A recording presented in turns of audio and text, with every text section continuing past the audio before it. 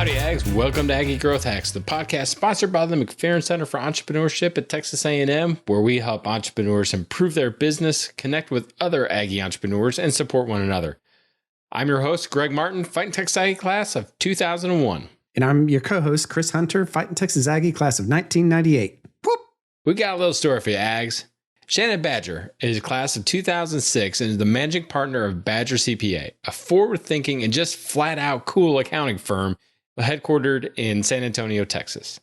Badger CPA is a recent Aggie 100 winner that has built a reputation on empowering entrepreneurs so that they can do what they do best. So pass it back and listen up to Shannon as she shares some good bull. Welcome back, Ags. We have got one of the best Aggie entrepreneurs, one that I've been so excited to actually get onto Aggie Growth Hacks. Shannon Badger is the managing partner of Badger CPA. And originally, I guess maybe we were a little ambitious and we thought that, sure, let's schedule this during tax season. But Shannon's like, hell no, guys, that's not going to work. So congratulations on surviving another year of tax season. But Shannon, seriously, thank you for joining us. Thank you for being willing to share your story and to talk and brag on you and your team. Awesome. Thank you. I appreciate you all having me. Looking forward to it. Well, I think we first got connected when you had received your Aggie 100 win for last year. So congratulations on that. I can't wait to see, actually, as we're recording it today, I think today is the deadline to submit for next year's Aggie 100 winner. So hope to see you in the fall. But when you come back to A&M, we obviously love being on campus. We love being students, but we're not students now. But what do you miss about not being a student at A&M? Well, that's a great question. I think what I miss the most really are just the relationships and the friendships. I met my three best friends all at A&M. I met my husband at A&M. And so just that time in your life when you have lots of time to invest into meaningful relationships. And I think sometimes that feels like it gets a little bit harder the older you get when you have more obligations and kids and work and all those other things. So I think it's just a really great time in life to pour into those meaningful relationships. And now we're kind of all spread out. My friends are all in, Austin, Corpus, Houston, so it's just that season where you get just all that time together. So that's probably what I miss the most. Love it. One of my favorite things that I enjoy about Aggie Growth Hacks is learning what the entrepreneurial journey is for each of the entrepreneurs that come on. So why don't you tell us a little bit about your entrepreneurial journey and how really that you started Badger CPA and why? Why did you start that?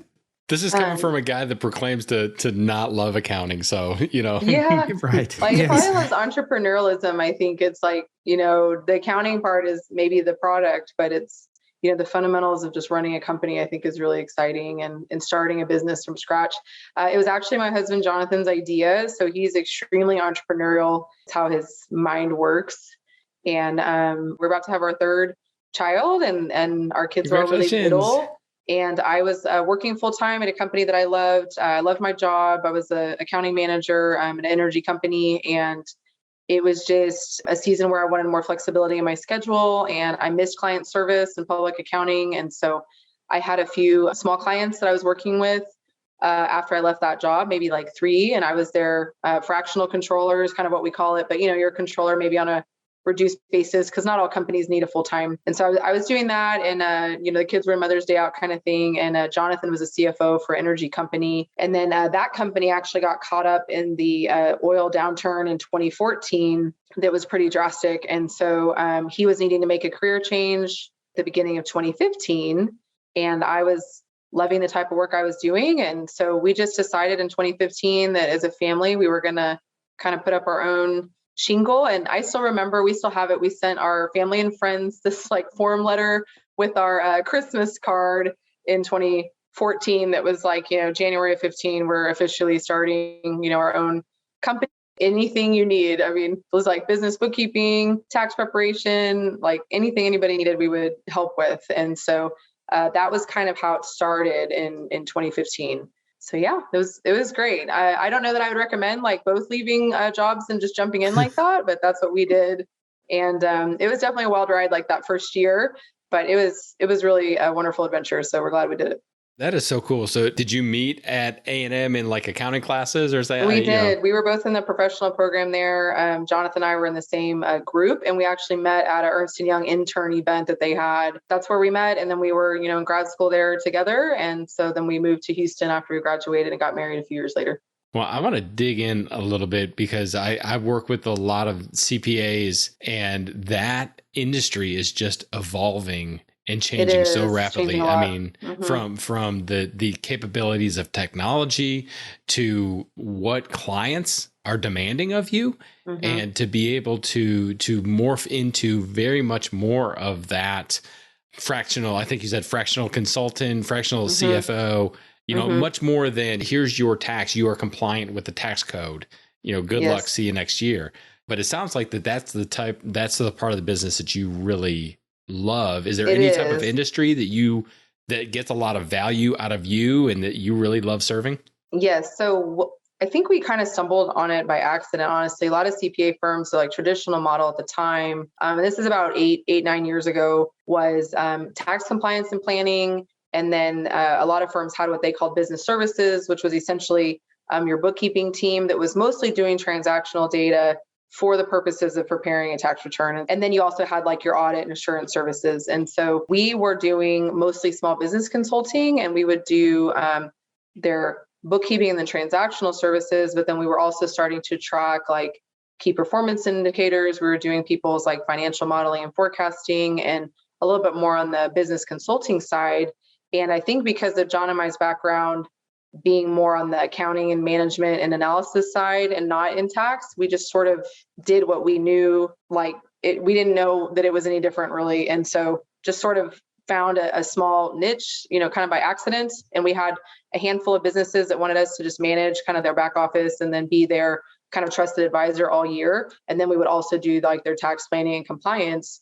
And so we were like, okay, we think we're kind of on to something here. And so now the way our business is structured is we actually provide full back office support all the way from staff accountant through CFO to small businesses. And that's really our sweet spot. And so that's about 80% right now of our company is this full outsourced model. And what was really interesting is we started doing that, and we had some colleagues that had other firms that were like, how are you guys like monetizing bookkeeping? Like, we don't really understand. And we're like, there's this group, especially like the younger entrepreneurs coming through, that they only want to focus on operations of their company. They don't want to manage an accounting team. And so more and more entrepreneurs are seeing the value in carving out things in the business that are not their primary focus. And so honestly, I think we stumbled into it by accident. We kind of discovered, wow, there's this need. It's also work that we love doing.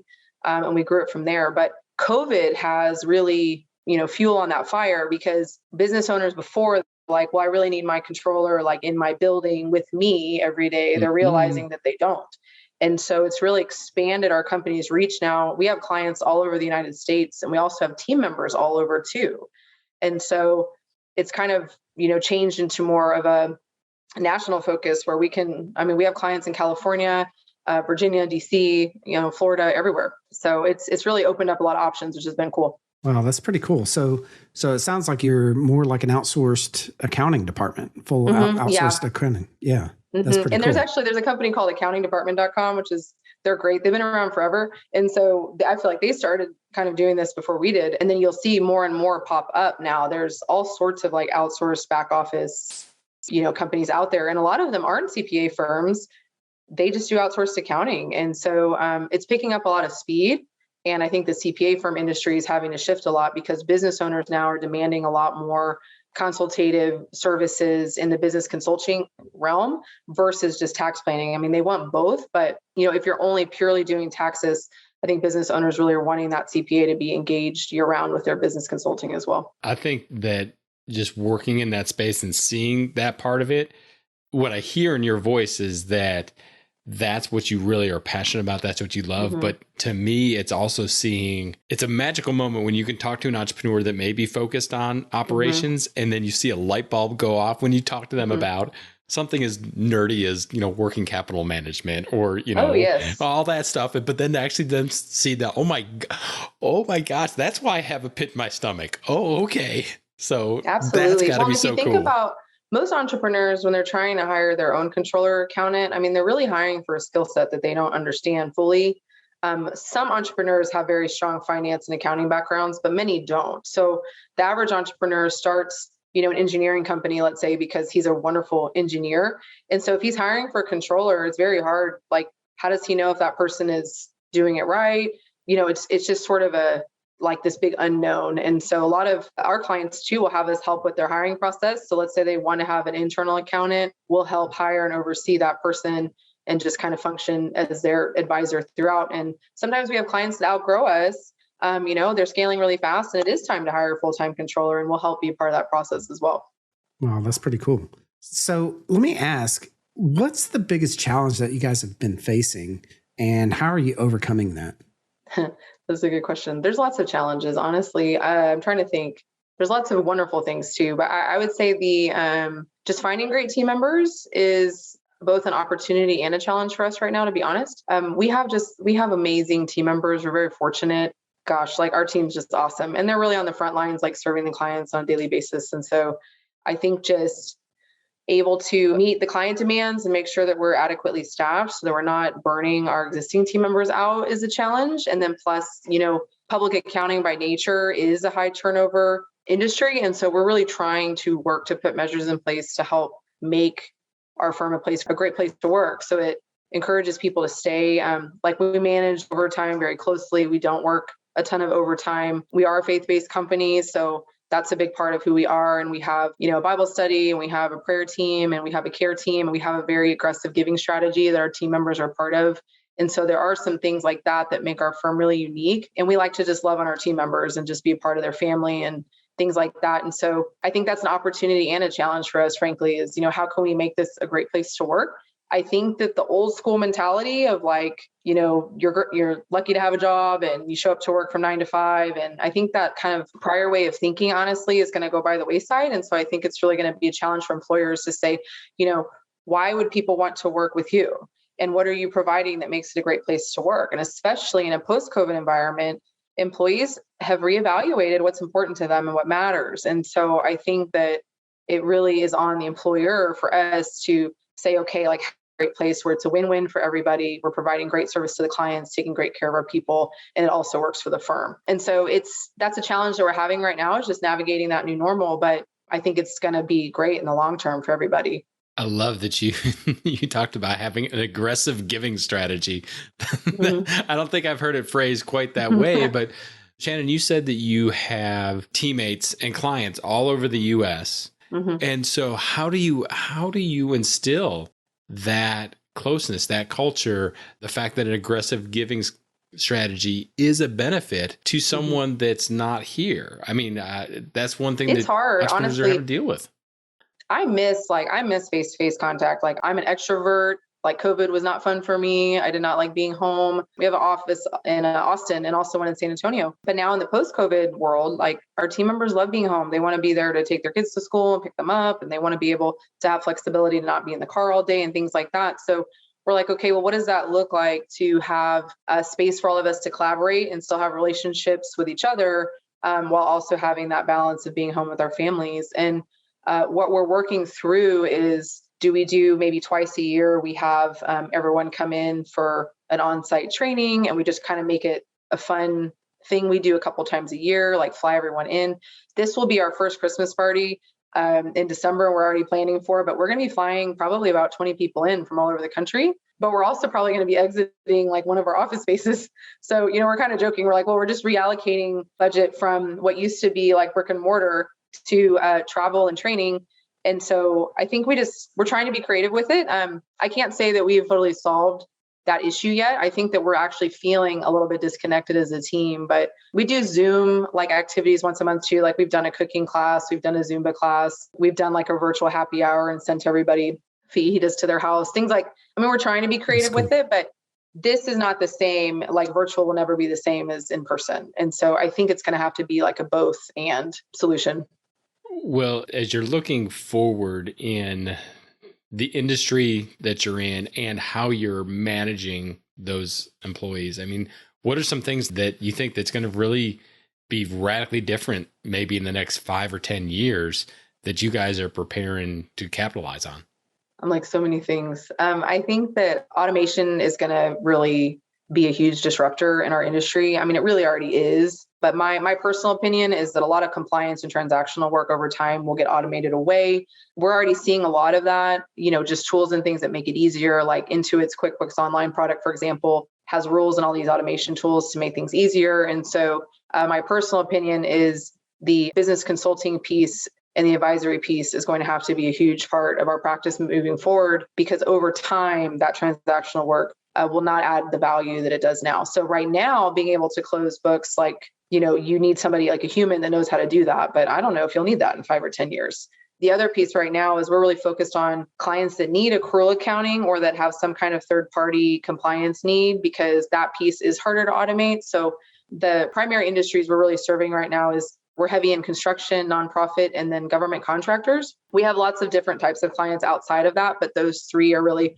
our main. And we also actually have a lot of oil field service, but a lot of our clients have like third-party audits, DCAA compliance, grant reporting. So things are a little bit more complicated that you can't really automate at this point. And so we're really trying to focus on industries that have just that higher end accounting need, because I don't think the rest of it will be there in 5 years. So we're really, and then also there's reporting tools and other really cool things that are coming out. So I think we're having to be really proactive, making sure we're kind of on the front end of technology and just making sure we're providing the value. And so anytime what works now is not what will work in 10 years. So we're always kind of looking for how are we adding the most value to our clients.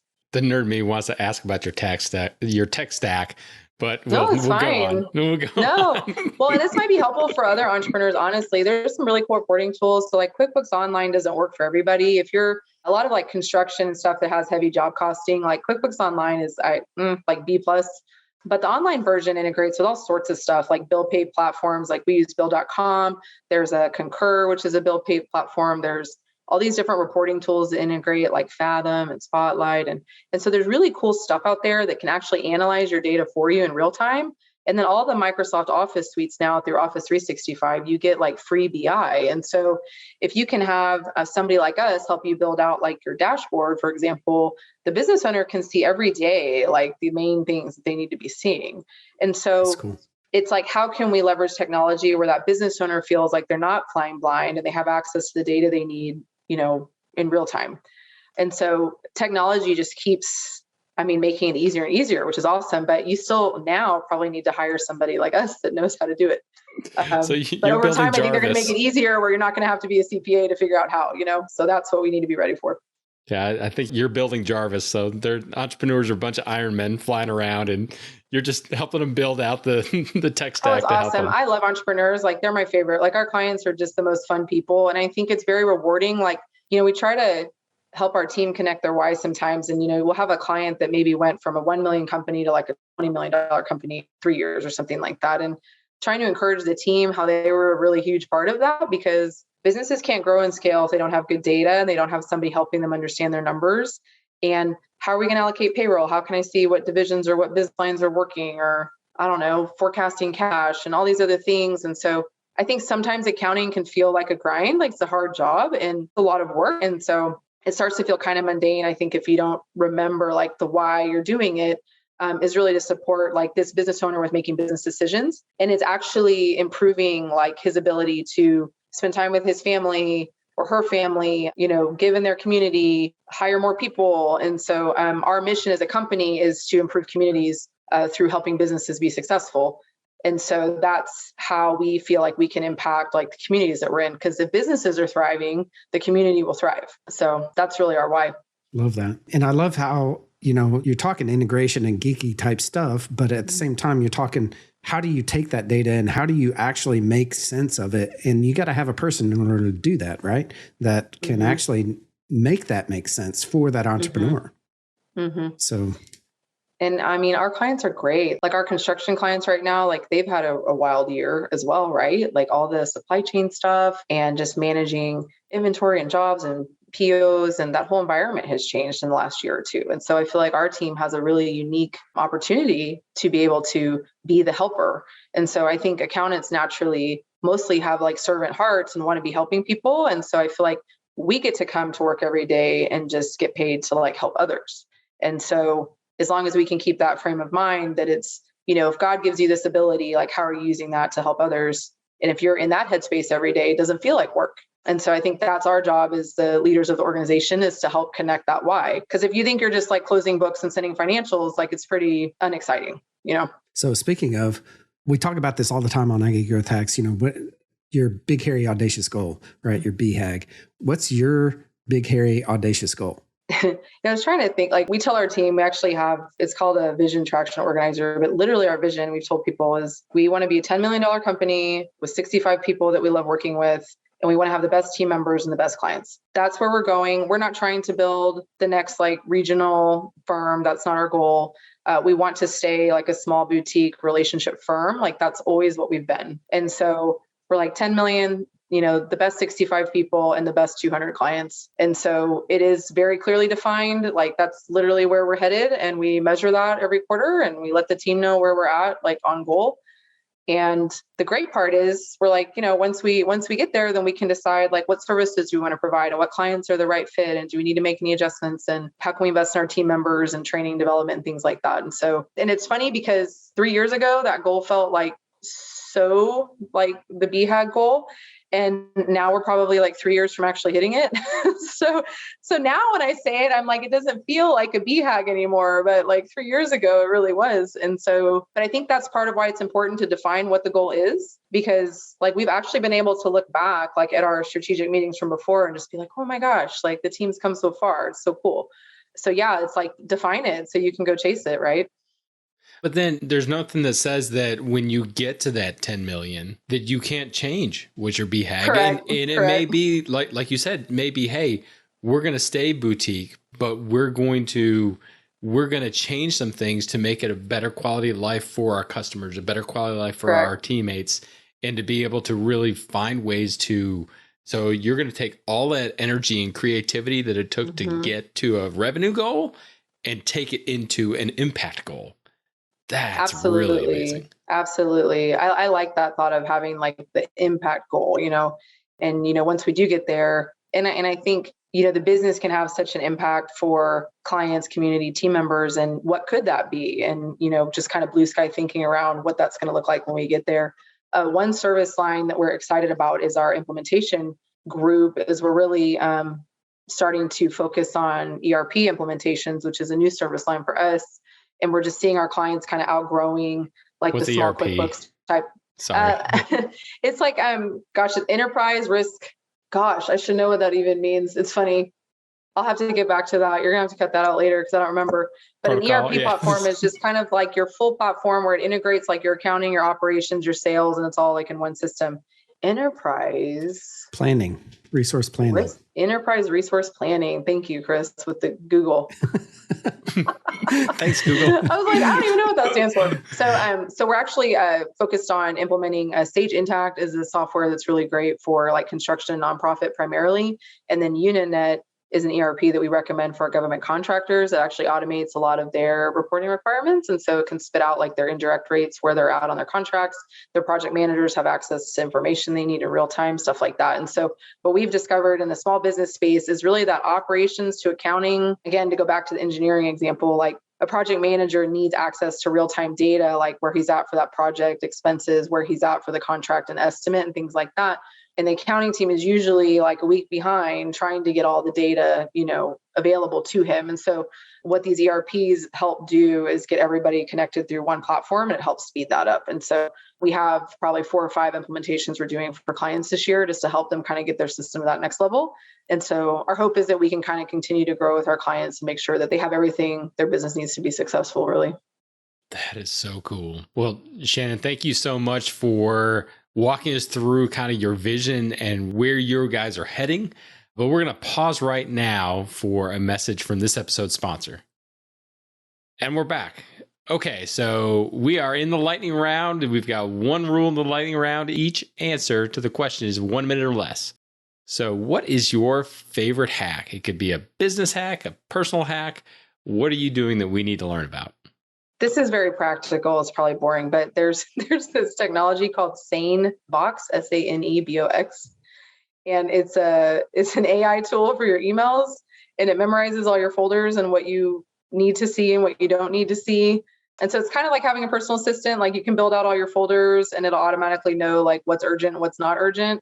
And so I think just that one tool, we've rolled that out across just like our upper level management. And I've had several of them tell me it saves them like an hour or two a day of email checking because it batches your emails in the right categories for you. So that's like, I was thinking that's a really boring tool, but it's legit. Like we love it. So I don't know. We totally geek out on tools here. So that's awesome. I'm like, if you're an entrepreneur, it's worth it. Right. It's like $12 a month and it saves hours of time with emails. It's really cool. That sounds like a really good value there for sure. Okay, next question. What is the favorite advice you have ever been given? And bonus points of 1,998 of how did you apply it? Oh gosh. Okay. So my parents, right? It's always been like treating others how you want to be treated. And it sounds very kindergarten, but I still feel like even if you have a company, lots of employees, things like that, it's just treating people with dignity and respect and truly caring about them and what's best. So I honestly think as a leader of an organization, that's like number one. And then the second one, which is a Brené Brown quote, but a leadership group I'm in, we talk about it a lot, but it's if you're unclear, it's unkind. And so being very clear about expectations, what's expected of others, what success looks like in their role, because if it feels really nebulous and it's not clear, it's really not fair. Because you might be in a situation as a leader where maybe you're frustrated about somebody's performance or you feel like somebody's not hitting that mark, but have you really told them what success looks like? Have you been willing to have that hard conversation? And so that's something that I think is a daily struggle, is just being really clear with expectations and being willing to care about someone enough to give them hard feedback. But that is so hard to do sometimes. It's super hard. Like nobody wants to give somebody hard feedback. And what's ironic is, maybe you care about somebody really deeply, so you don't want to give them hard feedback, but it's really unkind. And so that's what we're like, it's not the kind thing to do is not to pretend like it doesn't exist and not tell someone the truth. Shannon, what is your superpower? I am a connector. We went to a leadership training as a team about 2 weeks ago, and they, we took all these little tests and stuff. And I've taken lots of personality tests, but this one basically just called me a connector and said my superpower is literally just meeting people and making friends easily. And so I never realized that was a superpower, but I think it is. But I actually genuinely care about pretty much every single person I meet, and I don't know. I love people and I love being around people. And so I think that helps me in my role and really caring about my team and my clients and things like that. So I think that's my superpower. That's super cool. I love that. So what gets you out of bed and excited about going to work at your business? I believe that everybody's created for a plan and a purpose, right? And so everybody's been given skills, and that's part of my faith, but has been given skills to steward those skills and to help others with those skills. And so I think that I personally believe that this is what we're called to do as a family, my husband and I, and that's like where God has us to like help others. And so I think for me, it feels like a calling. And also the team that I work with is just, they're amazing. And it's extremely humbling that people would want to come work for us. Sometimes I feel so like second guessing my own leadership decisions. I'm like, oh my gosh, like why would these people want to come follow me? And I think every entrepreneur has that loop at some point. And so I think it's really just the team that I have the privilege of leading and also the clients they get to serve every day. And I feel like it's been just a God-given calling on our lives for both my husband and myself. That is so powerful, Shannon. Thank you for sharing that. How can our listeners get in touch with you? How can they support you? How can they work with you? Well, I would love to hear from listeners directly. My email, I would love people to email me and get to know them better. BadgerCPA.com. So it's very easy. And if you go to like BadgerCPA.com, you'll find me right there and you can email me. But I would love to hear from people or message me on LinkedIn. If you find me on LinkedIn, I always love making new friends, and I would love to encourage either other entrepreneurs that might need help or feedback. If you're thinking about doing accounting, I actually have one of my son's teachers, her daughter is going to come shadow this summer just to see like what accountants do, because she's in college and thinking that she might want to do that. And so she's going to come spend a day or two with us just shadowing. So, I mean, I would love to have anybody that wants to come visit or, chat. I'm always available. So cool. Awesome. Well, thank you so much, Shannon, for coming on. We really, really appreciate your generosity and support that you're giving to us and all the Aggie entrepreneurs out there that are listening. Thank you so much for coming on. Thank you for having me. It was a privilege that you all reached out and asked. So thank you so much. I hope you guys have a wonderful afternoon. Thank you. You too. Well, how about that, Ags? Was that pretty awesome or what? I got a lot of things out of Shannon on that. How about you, Greg? I love just talking with her and just hearing her passion. Of course, just kind of being in the work that I am, I kind of nerd out and understand accounting a little bit, but to really see the changes that she and her team are embracing in the industry and how they have created a niche to be able to serve those entrepreneurs and to really, empower them to let them do what they do best. But what really stuck out to me was just her faith throughout the entire company and how that is from the mission statement to being able to pray and support and help their clients, their customers, their teammates, everybody. But then I really, really loved the aggressive giving strategy. And so that's to be able to formally set that up as an entrepreneur to say, look, giving back to those in need, giving back to our community is so important that we're going to create a whole strategy and allow the team to speak into where they're going to give. That just made my heart sing. And I think my jaw and my face is tired from smiling, from the entire time. What about you? So I agree on that. And I just love the overall energy that she had and just talking about one of the most boring things in the entire world, right? No, I'm just kidding.